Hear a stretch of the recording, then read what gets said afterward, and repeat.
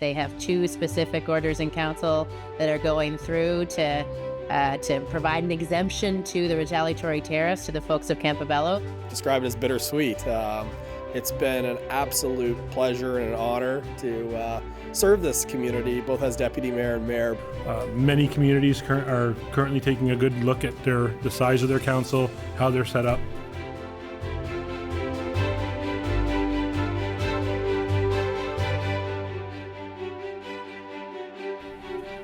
Welcome to This Week Uncut, where we take a look at the top stories of the week from CHCO-TV and The Courier. I'm Vicki Hogarth. And I'm Nathalie Sturgeon. We're starting this week off on Campobello Island, Nathalie, and finally with some good news regarding tariffs. Yeah, finally. It seems like it's been a while since we've had some positive news for the folks on the island.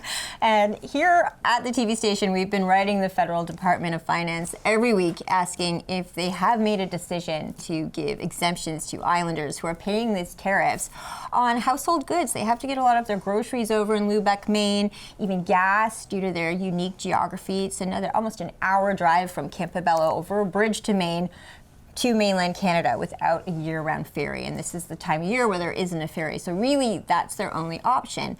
This week, though, when we wrote the Department of Finance, we pointed out that there is a form online that the Department of Finance offers for businesses to apply for exemptions. So what we asked was, why not these under 900 islanders, many of whom are on a fixed budget? Yeah. And that 25% extra on what they're already paying is really just too much for a lot of people. So if in caretaker mode there is an opportunity for businesses to get exemptions, why not regular people with a unique situation? When you heard the news, what was your reaction? I think it's a great step forward for the folks over there. I think that exemption was granted during COVID-19.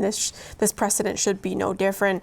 I think we hear a lot from the folks on Campobello Island. I took a call just yesterday, and we've done a good job, I think, of amplifying their voices, because one of the things that they say to us is that they feel disconnected from the rest of New Brunswick. They don't feel like they're part of New Brunswick, and I think this is a step in the right direction for them. It's always exciting when you get to be the news outlet that breaks the story, and for us that means the most when those stories are about our region, and to have that impact and to feel that our work in the group of all levels of government, residents sending us questions, sending us information, and our role as a media outlet, all those things working together can accomplish something that really affects people's lives in a positive way. I know we have a lot of hard days around here too, but when you get the first call from the Department of Finance that all the harassing has paid off, it means a lot. It means a lot. We actually had the chance to, Premier Holt's office reached out after we got the news and were able to break that news to our viewers and our audience to do a one-on-one interview with CHCO on Tuesday. Here's how that went. Thank you for joining me today, Premier Holt. What was your reaction to hearing this news? I got the news around midday today from Minister LeBlanc, and I was very pleased and grateful to see that the residents of Campobello can have this relief at a time when things have been really uncertain and really expensive. I'm pleased the federal government acted quickly to get the order in council that we needed to create the exemption for the residents of Campobello. Obviously, the government is in caretaker mode, that the election is going on. What exactly does this mean for islanders? How will it roll out? Well, that's a great question. From what I understand, I had raised this with the Prime Minister at our First Ministers meeting on Friday, a week ago Friday, I think it was now. Can't even remember when he said he would make Minister LeBlanc the Minister of Campobello and get it done. And so we got Dominic's message today that they have two specific orders in council that are going through to provide an exemption to the retaliatory tariffs to the folks of Campobello so that they can go and get their essentials and their groceries in the United States and bring them back to Campobello Island without having to pay the extra costs or the tariffs. And so I'm not sure how that notification process flows its way through to the border agents in Lubec, but we'll make sure that that happens as quickly as possible so that folks going out to get what they need for their families tonight or tomorrow can do so knowing that that they won't be hit with these extra costs. You had a chance to speak with Campobello Mayor Harvey Matthews after hearing this news. What was that conversation like, and how is he feeling now? Well, it was a short conversation because I'm up actually touring a snow crab plant right now. So between getting the message from Minister LeBlanc and reaching out to Mayor Matthews, I think he got the good news from you, and I think he's really pleased to see that that's something he's been pushing really hard for, and he's been a great advocate, as have you, Vicki, for the people of Campobello. It's relief, I think, and then pleased to see that we've been able to get this done, that he's been able to get this done for his residents. Are there still conversations? I know when we were in the time of COVID-19, there were issues for the island as well. This trade war is creating another unique circumstance for their geographical situation. Are there still conversations happening right now about possibly looking at a year-round ferry for the island? Yes, absolutely. There's certainly unique challenges right now with the hesitation that people have to cross the border into the U.S. The people that are maybe not coming to Campobello, whether it's sports teams or the mayor was telling me today, some critical services, speech language pathologists, things like that. That it's reducing their ability to go on life as usual. And so the team at DTI, we've directed them to find ways that we could get that ferry in earlier and provide services sooner and do whatever we can do temporarily, and then to continue the bigger conversation about what proper service to Campobello looks like for the long term. How difficult was it to coordinate this exemption at the time of a federal election? I know that definitely creates complications. Yeah, you know what? From our end, it was just a matter of pushing on the Prime Minister and on Minister LeBlanc, and on repeated occasions, asking for it, finding out who do we need to talk to, who at the bureaucratic level, who at the political level, bringing it up again and again. And maybe it's a case of the squeaky wheel getting the grease. I don't know, but it didn't seem to us that the caretaker mode prevented it from going through. Would I have liked it to be faster? Always. I'm impatient. I like things to happen immediately. But I'm pleased that, we've been talking about this for a couple of weeks, and on April 8th that we can put this exemption in place. I'll take that. I know this is an island of under 900 people, but still, why was it important to make sure that this was accomplished? Well, it's a question of fairness. These are Canadians and New Brunswickers. And I know they don't often feel that way because they don't have the connection to the province and to our services that they need. But to be hit with tariffs on their basic needs and essentials where they've no other option, it didn't feel fair. It didn't feel right.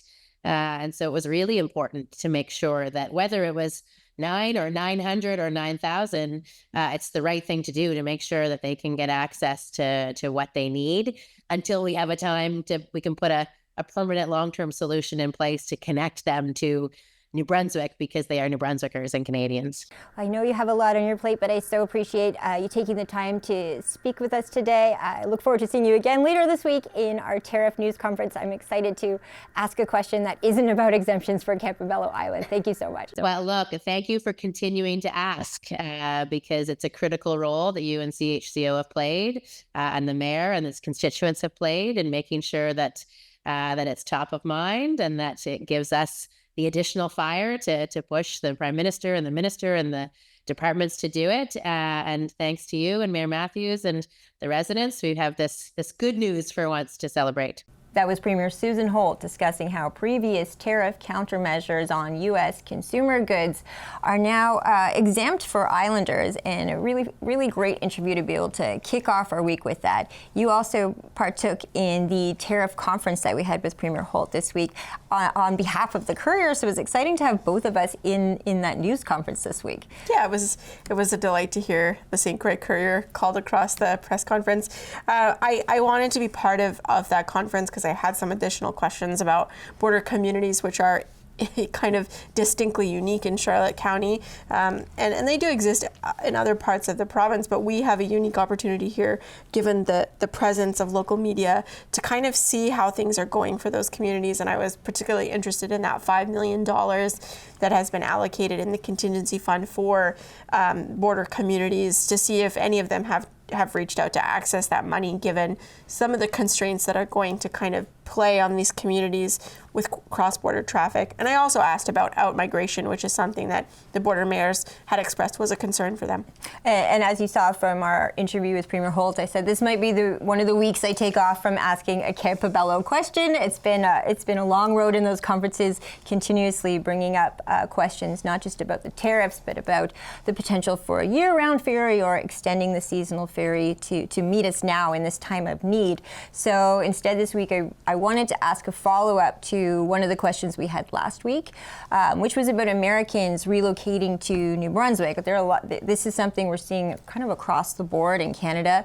Nova Scotia actually acquired its first American doctor who wanted to relocate to Canada last week. And last week, Premier Holt said that New Brunswick was looking at filling healthcare positions with Americans who might be wanting to leave the U.S. at this point in their history. So that's what I felt like asking about this week. But what was interesting is that someone else did ask about the ferry, so we do have that in the conference as well.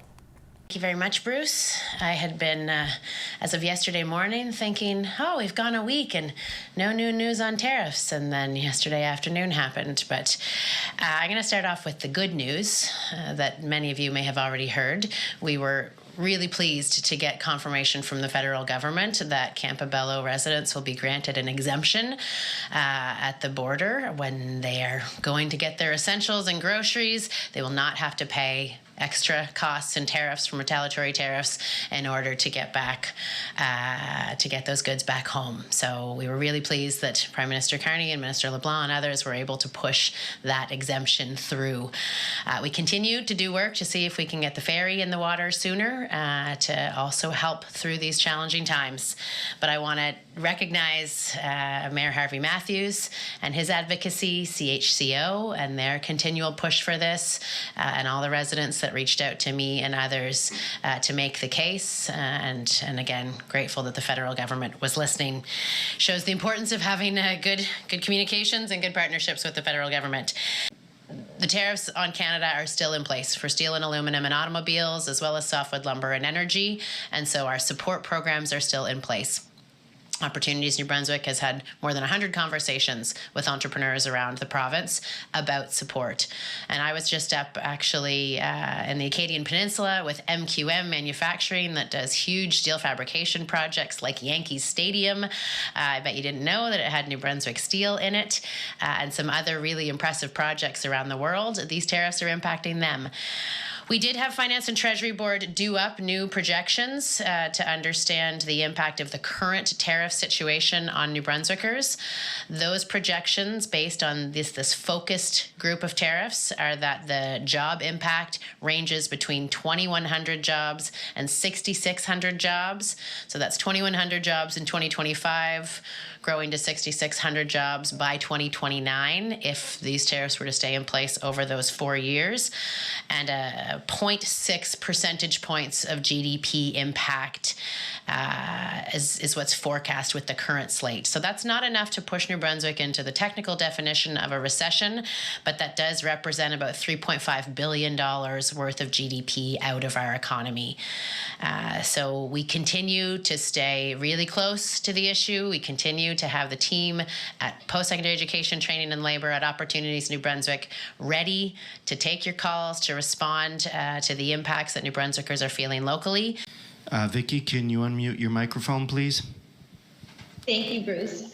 Premier Holt, you mentioned last week that a silver lining to the trade war and all that's going on in the U.S. is that we could see American healthcare professionals looking to relocate to New Brunswick. What is the progress on this front currently? The recruitment team has been talking to both organizations and people in the U.S.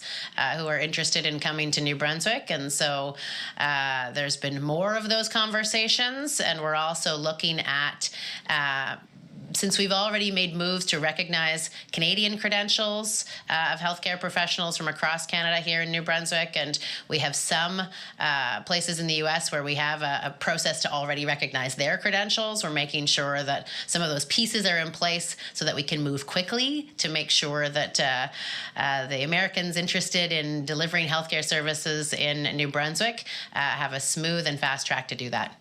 Thank you. Do you have a follow-up, Ms. Hogarth? Just quickly, I know Nova Scotia last week recruited their first doctor in part due to a campaign they launched in November. Will New Brunswick be proactive in a similar way to Nova Scotia? Well, like I say, we already have members of our recruitment team who are proactively reaching out to Americans and the touch points that we know that we can access American healthcare professionals in the U.S. To bring them here. And I think there was a story in the media this week about folks who have relocated to New Brunswick from the U.S. To deliver healthcare services. And so we've learned from those examples about what things we could do to make it faster, easier, and more attractive. And we're certainly pursuing the attraction and recruitment of those folks into New Brunswick's healthcare system. Thank you. Nathalie Sturgeon from the St. Croix Courier, please unmute your microphone and ask your question. Hi, can you hear me okay? I can, Nathalie.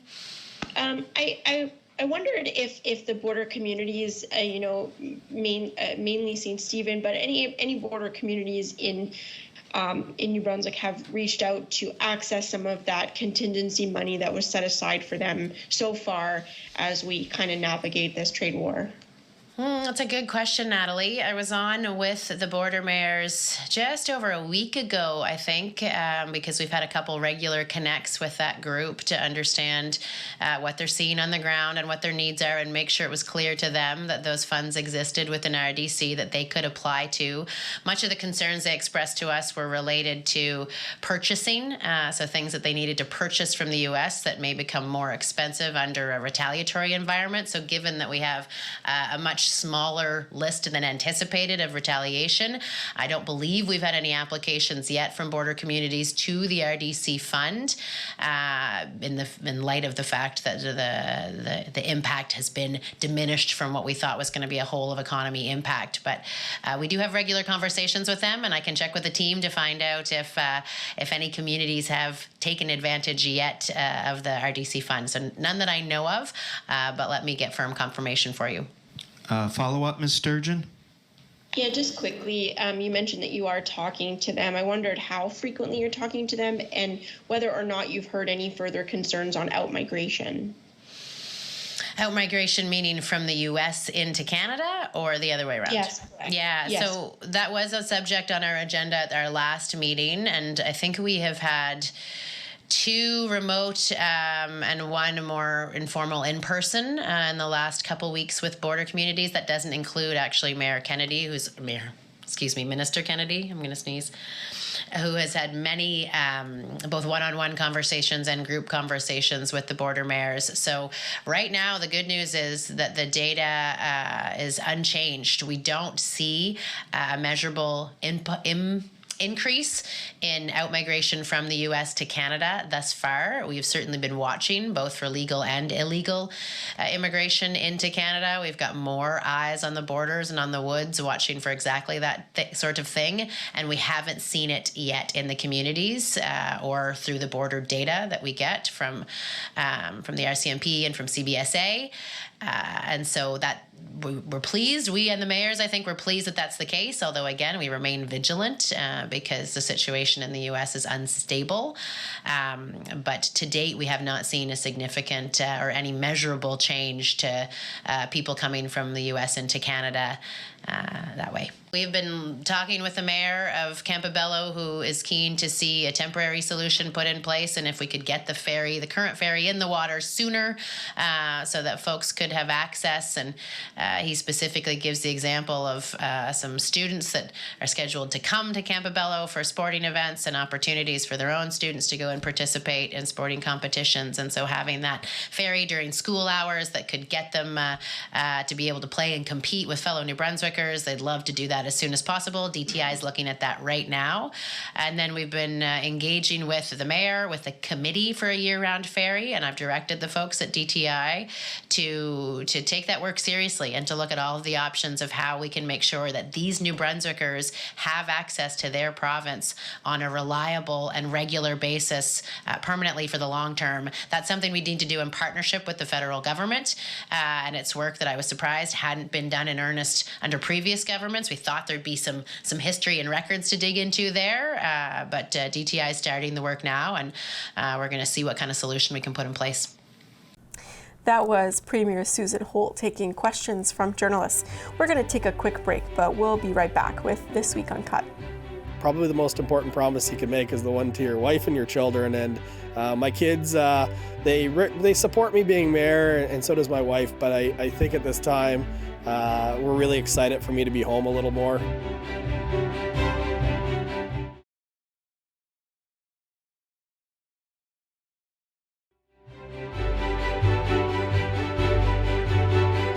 Welcome back to This Week Uncut. I'm Nathalie Sturgeon. And I'm Vicki Hogarth. We're going to start with some pretty significant news in St. Andrews that a lot of people are going to be paying attention to, which is that the mayor of St. Andrews has decided in June that he will step down from his position as mayor, citing, real demands of family and commitments to his sons and his wife.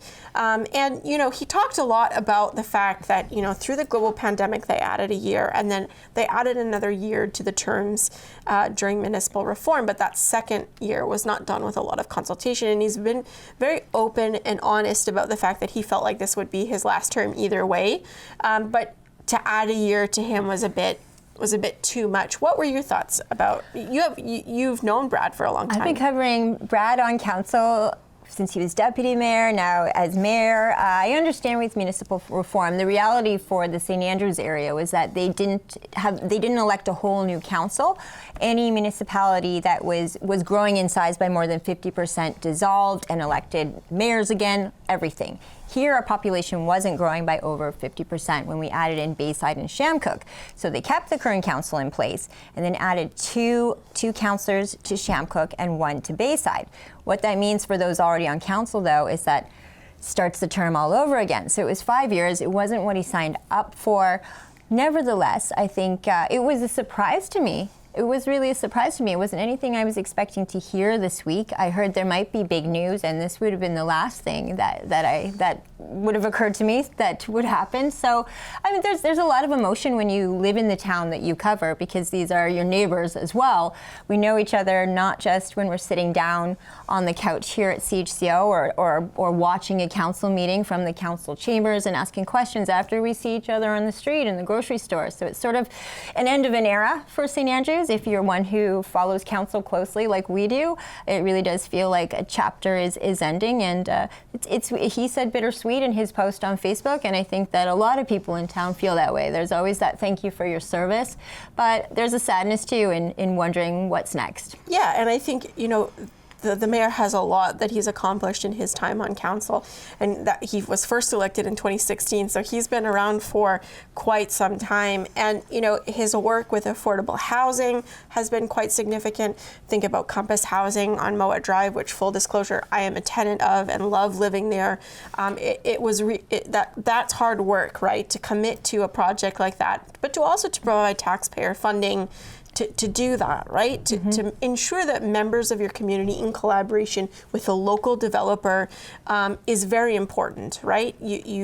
Everything that happened at that building was locally sourced and sort of on the ground. And he's also, while he's kind of admitted that the MBCC housing project may not be something they get over the line with this council, it is something that they have actively been working on. The other thing is the Wharf project, which he's kind of hoping will have some sort of resolution before he's done in June, but they're waiting on final renderings. They're going to wait for that final RFP to come through and take a look at the budget. Is it over budget? Is it under budget? Will they have to do only one part of the project? Will they have to do this part of the project? So he's got a few things that he wants to finish, but he's accomplished a lot. The other thing that's worth mentioning is that he's done a lot of work in the shoulder season in St. Andrews, and the shoulder season is the winter time for folks who live here year-round. But he's done a lot of work in making the W.C. O'Neill Arena a place for people to come. And we had 2 major curling tournaments here this winter. We've had lots of hockey tournaments. There's lots of public engagement at the W.C. O'Neill Arena. So he's done a lot of work. Oh, and he has a lot. The wellness center in Yes. time from deputy mayor to mayor, he's been overseeing that as well, which is a big part of our community too. And I think this council and the one before when he was deputy mayor have started a lot of things that aren't only great for St. Andrews, but have also become models for other small communities that often can feel overlooked from funding, from big announcements, provincially or federally. This town has taken it on themselves to bring a lot of things to the community instead of waiting for them to come. And you know, it's important also to note that they have a ladder truck at the fire department now. The fire department has been asking for this for years, right? It's not just about big buildings. And as the community continues to grow in size and the buildings get taller and they get bigger, they're also talking about chimney fires, just basic personal safety that firefighters wanted, that this council was able to accomplish. And with that comes debt. You know, those are the things that kind of sort of happen in the process, but they have a lot that they've accomplished in those 10 years that are kind of with 1 year remaining. But yeah, and it is worth noting that New Brunswickers in certain parts of the province will be voting twice this month, once in the federal election and then one in by-election, but that will not happen in St. Andrews. The deadline to kind of vacate your seat in order to qualify for the by-election was in February 28th, I believe. So Mayor Henderson's last day as mayor is June 2nd. That will be the first meeting of June for council. So what we will see is Deputy Mayor Akaji stepping in as acting mayor. Is that the process? Yeah, so that's how it works, right? A council can operate without a mayor, so essentially Deputy Mayor Kate Akaji will become the acting mayor of the town of St. Andrews. She's someone who's is very involved in her community. She loves the community. I hear all the time about her efforts with Dial a Ride. She just held a drum and rattle workshop that the community, that the town also helped support. So I'll be excited to see how she makes out as mayor, and I'm really excited to have her on the couch and do a Your Town Matters with her as the next mayor of the town of St. Andrews. It's true. It's that when you are in a small town, you see the big accomplishments. You see the housing projects, you see the wellness center and all those things, but you also see how council interacts with the community. I think when I look back on Mayor Henderson's time, it goes back to when he's deputy mayor. I think one of my best memories is when it was the time of COVID-19, and as a community, Canada Day is our big event here in St. Andrews. It's the one that draws 10,000 people to our community every year, and suddenly here we were, Canada Day, everyone in their bubbles. And so he works at Kingsbury Garden, opened up the amphitheater. Our favorite comedian, James Mullinger, came to perform. CHCO was there to film it all. I co-hosted with Brad and introduced James to the audience, and I think he performed to an audience of about 12 people and an audience of thousands at home. But it was really one of those beautiful moments that you see that, yes, there are these decisions that we make, but there are also these ways that our council and our community comes together, and we think about celebrating and doing all these things that really unite us in a small community like that. So those are the moments I'm going to miss. I insist that he comes back to Santa's Helpers Telethon, though. He's been part of that since it launched on television. So just because he's not the mayor doesn't mean he's not part of the team. And I think we have some great footage which will come up shortly of young Brad Henderson in his time on council, but local leadership is really important. These are the people you meet at the grocery store, like you said, the people that are involved in everything that you do, and they really set the stage and the example for how the community operates and how things go. So we wish him the best. He'll continue at Kingsbury Gardens, and he actually had a conversation with Vicki. Take a listen. I think I describe it as bittersweet. It's been an absolute pleasure and an honor to serve this community, both as deputy mayor and mayor. But, when I ran, I was pretty, from the beginning, open that it was my last term. But my family and I even discussed it, before I ran for mayor, and we decided that I was going to do 4 more years. And I do feel like when it came to running that I did live up to do what I said I was going to do. And I'm proud of that with the community, but probably the most important promise you can make is the one to your wife and your children. And my kids, they support me being mayor, and so does my wife. But I think at this time, we're really excited for me to be home a little more. I do have 2 jobs. So between Kingsbury and the town, it's been a lot of nights and weekends, and it's something I signed up for, so I'm certainly not a victim in all this, but it's been 9 years, and we're really excited to have more time at home and really, to be honest, slow down a little bit. Again, it's been a complete honor, but I'm really confident in this decision, and I'm really looking forward to it. And of course, the town is in wonderful hands with a great council and a really dedicated staff. I'm looking forward to big things. I'm only a phone call away if there's anything I can do to support. We very much thank you for your service. For a little bit more context, tell us about how amalgamation led to a longer term than most mayors would expect. Yeah, so with municipal reform, we kind of knew something was going to happen, obviously, before this term, but we didn't know what it would look like. We did have conversations, very limited to kind of what the geography would look like through municipal reform, different conversations that would happen. But one thing that never came up is extending a council term. And there was absolutely no opportunity for consultation or input. And had I been given that opportunity, I would have told them that I was concerned about the extra year. In fact, a lot of people don't know this, but when I was deputy mayor, I did bring to UMB a resolution to try to get this council term to be just 3 years, so people could serve a normal 8 years doing 2 terms on council. But there's a lot of long-term mayors that vote on UMB, and more elections means more work. So that was easily defeated. Oddly enough, it seemed like a lot of the younger people that were on that call liked the shorter term commitment. So, but for me, when I did hear about the extra year, I was disappointed, but I was vocal, but it was more about my concerns for the people of Shamcook and Bayside. You obviously shared, we had conversations about my concern about the lack of engagement on that, but in the back of my mind, this was a factor as well. But at that particular time, my priorities weren't as important as they were for, community members that were joining St. Andrews. So those came first. What led to the decision for this moment in time? Is it about the tourism season getting busier? Why was this the right moment? Well, really, it comes down to June 2nd is the date of the council meeting, and June 2nd happened to be 4 years to the day of when I was sworn in at the courthouse steps. So for me, it was honoring the commitment I made. I offered to run for a 4-year term, and it was important for me to do a 4-year term. Does my life get busier in the summer with my day job? Absolutely. But in the same sense, it really has more to do with the 4 years. And the other thing, too, is I certainly wanted to give council ample notice, give them a couple months heads up to let them know of the change so they can prepare for that. And any transition that I need to do, I'll be happy to assist, even leading up to it, but after as well. And what does council look like going forward after June? So council will have to have a motion and decide. Typically, the deputy mayor does step into the acting mayor role, and then you would probably appoint an alternate.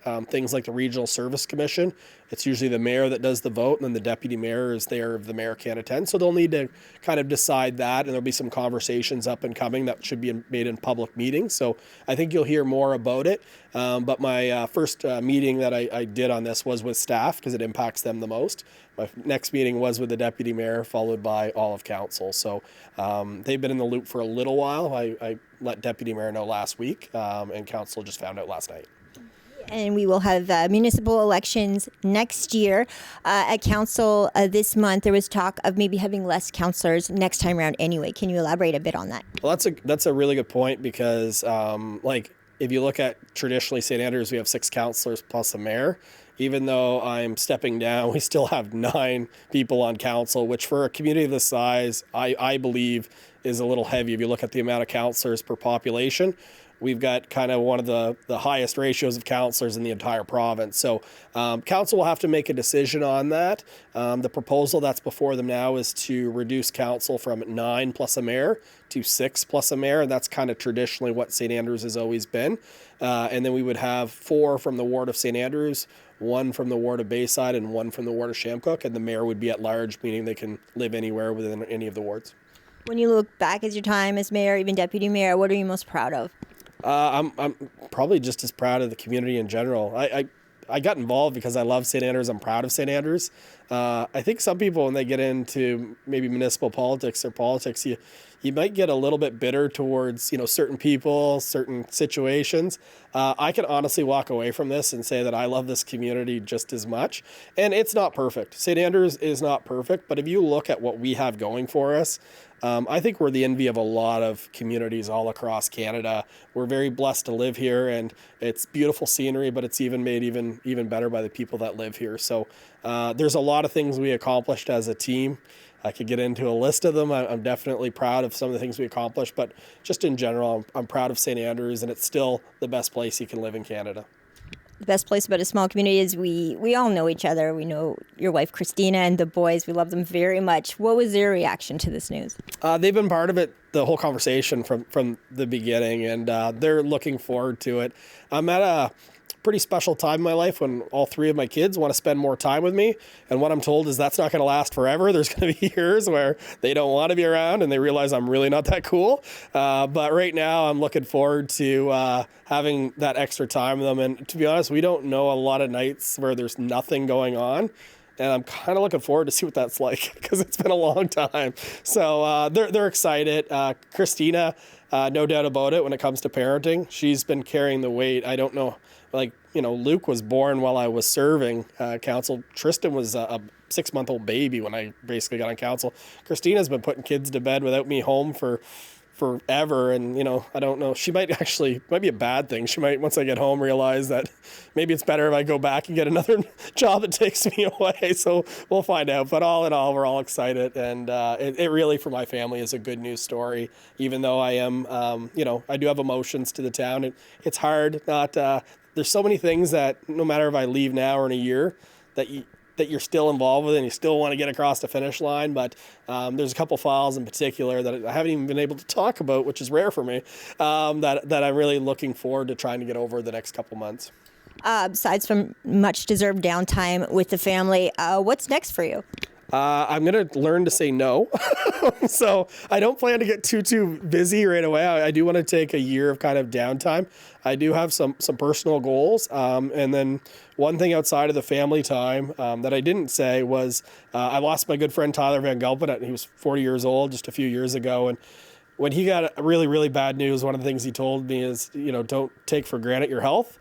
And the truth is I haven't done the best job of taking care of my own personal health. So I'm looking forward to trying to get a little healthier, maybe hit the gym and all that stuff and just spend a little bit more time on me because I'm not going to be any good to anybody if I don't take care of myself. And I think my wife and kids deserve that as well. Think of my time here at CHCO. You've been my most frequent guest every single year. I can't tell you how much that means to all of us here, but I hope we don't miss you. I hope you will still be back for Santa's Helpers Telethon and all the things we love having you here for. So I'm going to get it on record now that we'll see you at this year's Santa's Helpers Telethon. Well, two things on that. So first of all, Santa's Helpers, Augustino probably couldn't do the show without me. If he calls himself Robin, I am Batman. So without there's no Augustino without Brad on that show. It's just he needs me. So right now he's preparing stand-up comedy to get even with me. But anyway, in all reality, in all honesty, CHCO has been such an important friend and advocate for me as mayor and for all municipal governments. And in a time where getting local media coverage is really tough to do, CHCO has always been there, and St. Andrews has almost been the guinea pig for Canada on transparency with small local governments. And I really question some of the things and decisions that council has made over the last few years, how much the public would really know outside of CHCO being there to cover it. The good stories, the bad stories, all stories, but it's given a level of transparency, and I'm really, really thankful. We've had good conversations. We've had tough conversations, but all those conversations are important. And all municipalities in this region are very lucky to have the coverage from CHCO and your whole group of volunteers. So on behalf of me as mayor, thank you for making my job easier because transparency and communication are an important part of being a mayor. And I think I speak on behalf of all of us here in our gratitude towards you for always being willing to come in, to be a part of news stories, being so gracious to us at council meetings. It means the world, and it really is an example to other communities of what we can do. Do you have any final words on this interview. I'm finding this a little bit emotional because we've known each other so long, but any final words today? I know not on CHCO because you will be back again and I will force you to be, but any final words today? No, I've got a couple of your town matters left in me, so looking forward to those. But other than it's really been an honor and a privilege to represent St. Andrews, and I'll look back on these last 9 years and be very, very grateful for them. That was the mayor of the town of St. Andrews, Brad Henderson, speaking with my co-host, Vicki Hogarth.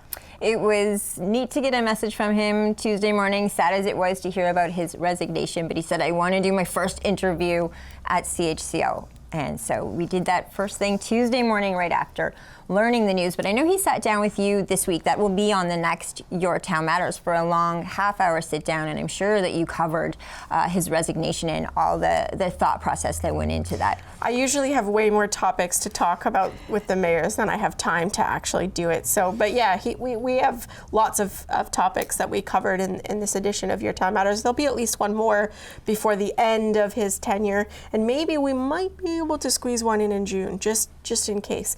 But sticking with council composition, both St. Andrews and St. Stephen are now looking at reducing their council. So this is a tricky situation for councils to be in. So as you mentioned, during municipal reform, certain councils either got bigger because they absorbed areas, or all new councils were elected. But St. Andrews is the most, according to the mayor, over-indexed council. They have 9 councillors plus a mayor, which means they have 10. So their ratio for councillors is 1 to 350, which is actually quite small. And the issue is that, you know, there's a lot of voices around the table, but the government wants to see some efficiencies created and councils get a little bit smaller. St. Stephen is also considering reducing their council, but they have twice the population. But this was an interesting debate, and we're gonna take a look at some of the things that the council said. But you know, it's hard to look around the council chamber and see other members of council that you know and that are passionate about their communities and say, well, you know, let's get rid of 2 seats, and then all of a sudden two people aren't at the table. But the reality of it is that in 2026, none of them could be there. Right. And so they really have to think about what's best for their communities. What were your thoughts about council changing their composition or reducing councillors? I definitely expected it next year with St. Andrews, just given the unique situation they were in municipal reform, where they added councillors to the 6 that were already there plus the mayor. So really they grew in size. When you think that there are 9 councillors in St. Andrews and there's only 8 in St. Stephen, only 8 in Eastern Charlotte, which are bigger communities, it does make sense that they would reduce. But then again, they're talking about the idea of, instead of having 2 from Shamcook, maybe just having 1. So those are questions that I think will be the most controversial, is where are the wards, where are these councillors allotted, how many will go to St. Andrews proper, and how many will be for the wards, and where. I think that's when it will get interesting. Last time we did our election coverage for municipal government, though, we had a lot of interviews. A lot of people ran. I think in St. Andrews we did about 15 interviews for the spots that were originally 6. When it came to St. Stephen, there were 23 candidates. So even if people don't reoffer, there's a large number of people interested in these positions. So yes, it will be more competitive if there are less.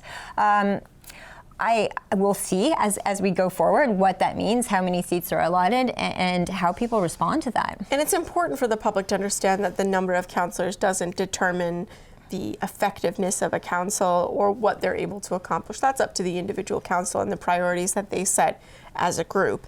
But you know, the debate was different in St. Andrews than it was in St. Stephen. In St. Stephen, the council was evenly divided. The mayor actually had to do a tie break on whether to leave it as is and never speak of it again, or bring us a different type of composition to the regular council meeting. So it's very interesting. But also, you know, what that ratio looks like, both councils have identified that they want it to be even, 2/3 are urban or suburban, depending on how you identify St. Stephen and St. Andrews, and then 1/3 rural. So they're going to try to maintain that representation as best they can. That's very important to them, and they've expressed that. But yeah, we have some short clips of the debates from both councils. comparing ourselves to other municipalities, we do have a large council. There's no doubt about it, with the exception of Graham and Ann. But even St. Stephen, I think, might be similar sized or one smaller, and they're about double the population. As I said in my report, the cities have about similar sized councils with 20 times the population. And so it's just, again, the facilitator thought we should have a look at it. Staff is just bringing forward. We've had it on our radar since then to bring it forward. There'd be some savings, with potentially if 3 councillors are reduced by the next general election. And this would take place, but I didn't make that specific, but it wouldn't, if council approved it, all that would happen is that when we go to the next general election in 2026, there'd be less seats at the table being elected for, so it's not going to affect anything on this council moving forward. And then there'd be some savings, and then just, it might shorten our meetings, whether that's a good reason or a bad reason to do it, I'm not sure. But that's why staff is bringing it forward. I was part of, I wouldn't call it conversations, the information that was provided by the facilitator, and basically Nicole's notes of it was, he said that all councillors in St. Andrews retain their positions, so you automatically have 6. Because of that, Shamcook Bayside, if you look at your total population, will be about a third roughly of the population of the base. I have to do basically 3 councillors from Shamcook Bayside. Combinations up for debate, and what ended up happening with the population is Shamcook got 2, Bayside got 1, although there was talk about the importance of the Bayside port, warranting it. There was conversations of, is it 3 at large for that ward, or should it be specific? And what, from the comments from the people representing the wards in that meeting, is they thought that Shamcook and Bayside should have unique councillors. So that's where they got to the 6 and the 3, and they said, but you won't have a vote. And I said, I don't really need a vote. If that's the thing that works for everybody, it does. So that's kind of where we got to the 9, and the facilitator said you will be over-indexed, but that's something you'll have to figure out for the next election. So we're at that time. Going into this, I thought Shamcook and Bayside were basically the same, but they're not. There's quite a bit of difference. We have our industrial area, we have our extensive agricultural fields, so we are slightly different. Probably same mentality, but different priorities, so to speak. So, I guess the only advantage I can see to having this many councillors is staff does have the opportunity to dump some work up onto the councillors, get us to do more committee work, because we really don't do a lot of committee work. Some do, but some don't. And that I think is something that town administration could have taken better advantage of. The minister indicated to me that in the very near future, a memo is coming out from the department on this particular issue. Many communities are currently taking a good look at the size of their council, how they're set up. Something I brought up to Jeff earlier today too. There is the direct cost savings on having less council members, obviously. I was going to say I've looked at the composition of some of the larger cities, and we're pushing almost the number of some of the cities for how many people we have sitting at the council table. So I was looking at it and going, it makes sense to have a smaller council. I think the size of this one was based on the fact that the former town of St. Stephen, from reading the reports, had 7 at the table, which seemed kind of large for our community anyway, but it was what council selected. So I'm in favor of taking it down to the 2 from Ward 2 and 1 from each of the rural wards. But that's, again, I know we're not voting. I'm just saying I was looking at it based on other communities and what their council composition looks like and compared to our total population. I did that as well, and you're right. It's Councilor Greenlaw? Yeah, during the amalgamation process, I think the transition facilitator there noted that best practices are typically between 1,000 and 1,500 people per councillor. So we still have some room for population growth, right? Even if we drop, right? If you drop to 6 councillors, you'd still have 9,000, right? So, and then you got to look at the fact of whether we want a full-time mayor, because the job has become very complex. and a lot of different issues to deal with, so that should be factored in as well in whatever final discussions we have. But I feel that, that we could reduce by a couple of councillors and use the funds from the reduced number of councillors to help with funding a full-time mayor position. Just my opinion. Thank you, Worship. Well, I've read this all over, and with full disclosure, somebody else will be sitting in my seat this time next year, or at least in May. And I think that what we have now, the status quo, I think it works quite well. I think you as a mayor, I think you've done an excellent job. Yeah, have we not got along with things? Yeah, once in a while. But yeah, you've done a really good job of keeping this place together. That was Municipal District of St. Stephen Council and St. Andrews Council debating council composition. We are going to take a quick break, but we will be right back with This Week Uncut. Right now, if we have a chimney fire, say on a 2 or 3-story building, we have to ladder the side of the building, get up, put another ladder on the roof, and that all takes time. And for the firefighters, it's not as safe. The ladder truck can swing over, go right to the ladder. You're climbing one solid ladder right to where you need to work.